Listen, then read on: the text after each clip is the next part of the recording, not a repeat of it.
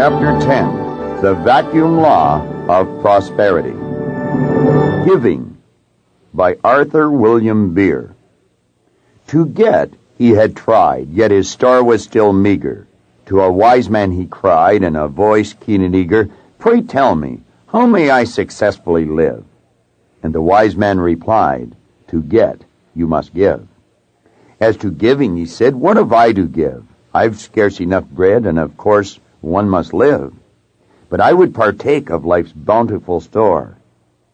Came the wise man's response, "Then you must give more." The lesson he learned, to get, was forgotten. Toward mankind he turned with a love new begotten. As he gave of himself in useful living, then joy crowned his days, for he grew rich in giving. The vacuum law of prosperity. Nature absolutely abhors a vacuum. Dedicated to Aunt Marg. I must dedicate this chapter to my Aunt Marg in appreciation of her childlike faith in and her profound understanding of this most magnificent law which governs one's prosperity.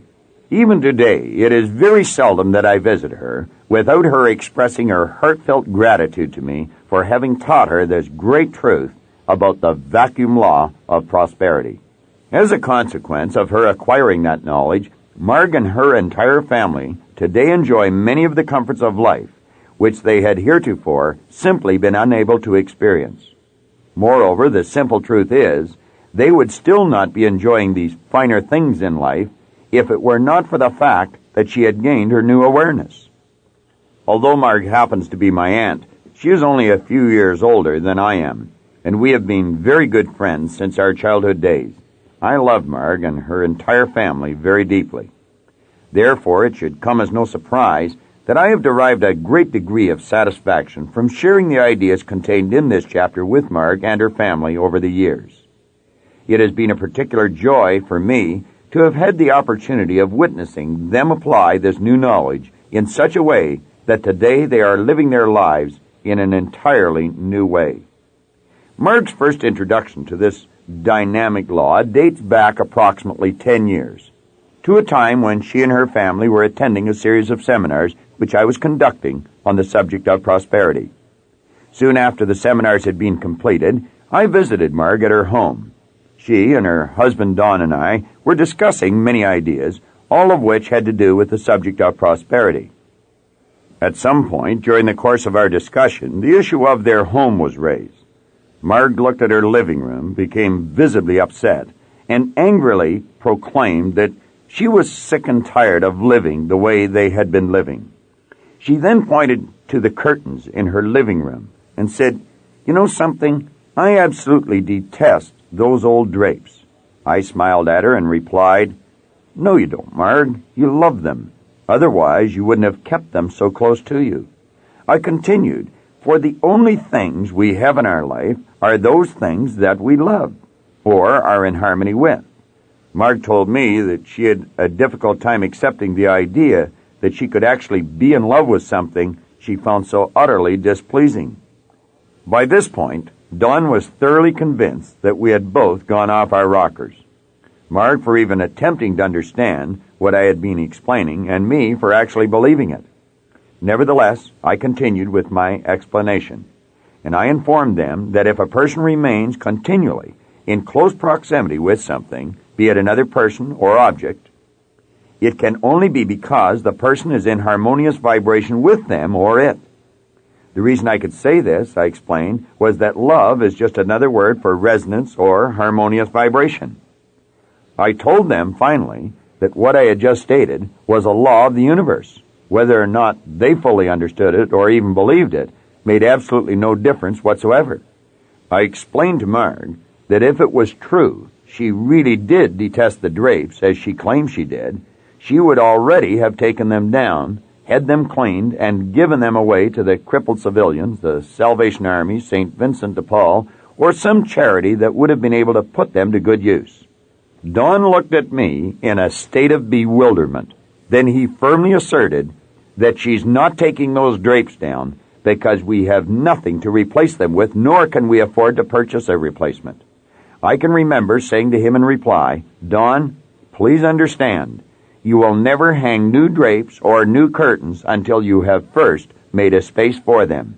Indeed," I continued, "the real secret behind the vacuum law of prosperity lies in the fact that by giving the old drapes away, you would automatically have been making room for the new.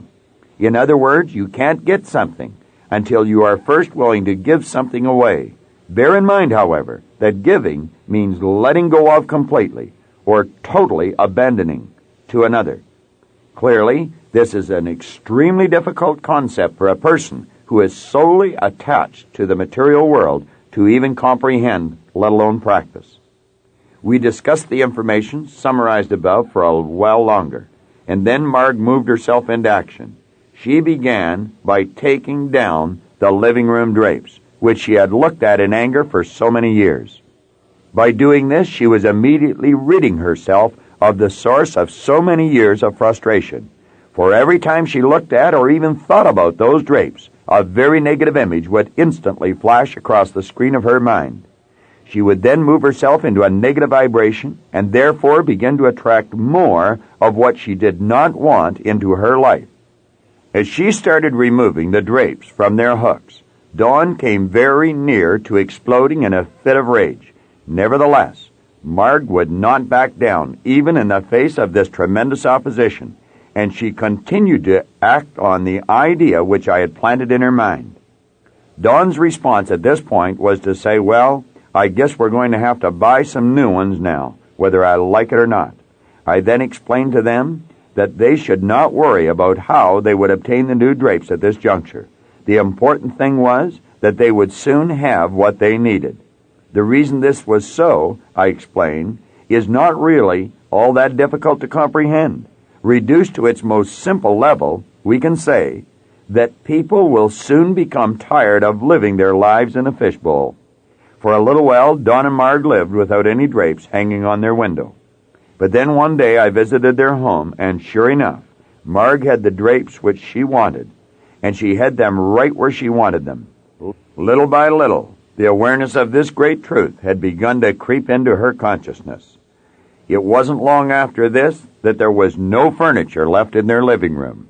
Marg had become tired of living with it after so many years, so she simply gave it away. By doing so, she automatically created the space she required for the good which she desired. Soon their entire home had been completely refurnished and redecorated, and now she has it just the way she wants it. A few days ago, my wife and I were visiting Dawn and Marg in their home. As we were driving away, Linda said to me, "Their home really looks nice, doesn't it?" I couldn't help but smile, knowing the background and having been an integral part of the many battles which had taken place each time something else had been given away. The last time I spoke to Marg on the telephone, she said, "Isn't it incredible what a tremendous difference a little bit of knowledge can make in your life? You only have to learn a little bit to receive so much." That statement is oh so true, for a little bit of awareness does make a tremendous difference in results. Therefore ask yourself, what do you have lying around you that you really don't like? Then ask yourself, why don't you just package it up and give it away, and thereby make space for the good that you really do desire? Remember, this law which I have been discussing applies to every aspect of your life. On numerous occasions during the course of my seminars, I have discussed this law. I have explained to audiences that although almost everyone likes to have new clothes, most people have no room in their closets for hanging any new clothes. In fact, when you hang something in your closet, you probably have to push other clothes aside just to fit another hanger on the bar. The irony is, however, that many of the clothes that are hanging in your closet you probably don't even wear. In saying this, I am well aware that some of your clothes may have been expensive, so you are rather reluctant to dispose of them. However, you know as well as I do that some of the clothes which you have hanging in your closet are hanging there simply because they don't feel comfortable to you when you do put them on. There is something about them that you do not like. Therefore, I would strongly suggest you simply give them away. By doing this, you will automatically be making room for the new clothes which are inevitably going to follow. Set the following project for yourself, and then carry it out right now. Check your clothes closet very carefully, as if with a fine-tooth comb, and then remove all of the clothes you no longer wear. Once you have done this, simply give them away. By doing this, you will thereby create a vacuum or void. Moreover, since nature abhors a vacuum, it will only be a relatively short period of time before your closet is once again full of clothes. Only this time, however, it will be full of the clothes that you really do want to wear. The process which I have been alluding to herein is a never-ending one. Therefore, it is something which you should plan to practice all the days of your life. In other words, you must continually be making space for the good which you desire. Keep this information constantly in the forefront of your mind, for the crucial element in this vacuum law of prosperity is that you must let go of the old before you will ever make room for the new. Another word of caution: never sell the articles which you no longer want. Just give them away. I realize this advice might run contrary to the way in which you have been conditioned to live your life, but you must understand that in giving, you will also be receiving. On the other hand, however, if you sell the articles, the money which you receive for them will be all that you will get in the bargain. This may sound like a rather peculiar approach to take, but it is nonetheless the proper one. Please understand, moreover, you can never give too much of anything. Nevertheless, when you do give, fully expect to receive something in return.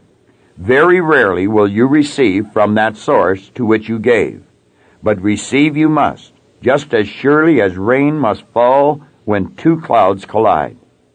Therefore, gaining a good grounding in this universal law will be a great personal benefit to you. Remember also that you are not working with specific individuals or with specific things. Rather, you are dealing with an infinite power which operates in a very exact way. As a consequence, whenever we wish to receive anything new into our life, we must trigger the process by making room for it. This law applies not only to our physical world, but also to our mental domain. So understand that whenever we wish to entertain new ideas, we must first be willing to let go of or to challenge some of our old ones. Unfortunately, there is a very large segment of the population which has an exceedingly difficult time achieving this end. Because of this, these troubled individuals often entertain opposing or contradictory ideas at one and the same time. They live their entire lives in a state of oscillation, thinking, do it, don't do it, do it, don't do it, do it, don't do it, etc. This mental state is commonly referred to as indecision, and it leads to considerable mental anguish and confusion. Be aware that indecision or confusion can be one of the greatest, if not the greatest, cause of people being held back from accomplishing great things in their lives. Why we hold on to the old? Why is it that we hold on so strongly to old ideas or to old things? I have no doubt that you will agree this is an intriguing question. In fact, it is so intriguing that if you were to ask 1,000 different people this same question, you would probably obtain enough answers to fill a book. Unfortunately, however, almost all of the answers which you would receive would be dealing with the secondary causes and not the primary one of this horrendous problem. But if we were to go directly to the primary cause of the problem, we would soon discover that although it lies deep within each individual, it is virtually the same for everyone. Let me not hold you in suspense any longer. The answer to the question would be as follows. We hold on to old ideas and old things because we lack faith in our ability to obtain new ideas and new things. This, of course, leads to a condition of insecurity, which stems at its root from an inability to understand who and what you are, and a lack of awareness of your true relationship with the infinite power will always leave you with a distorted image of yourself. Therefore, you must reach the point where you realize that your true self knows no limits, that in truth, You are quite capable of having, doing, or being virtually anything you desire to be. But when individuals fail to appreciate this basic truth, when they are honestly convinced that their supply is limited and that their real security lies in money or things, they will be afraid to try anything new. Indeed, it takes no great wisdom to understand that they will want to hold on to what they already have, and then they will want to accumulate even more of the same. If you so desire, you may put this vacuum law of prosperity to a very simple and practical test yourself. Just take an ordinary cup of water and set it on a table or on your desk. Then ask yourself whether you are able to put anything else where that cup rests. The answer, of course, is that you cannot, at least not until you remove the cup. Moreover, the same principle exactly holds true with respect to a piece of furniture.